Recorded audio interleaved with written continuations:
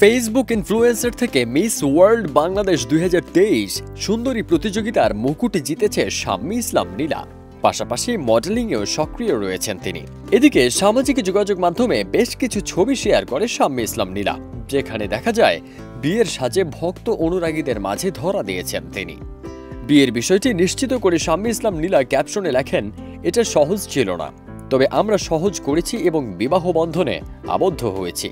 Share করা ছবিতে দেখা যায় বিয়ের সাজে নীলা পরেছেন লেহেঙ্গা ও বর শেরওয়ানি।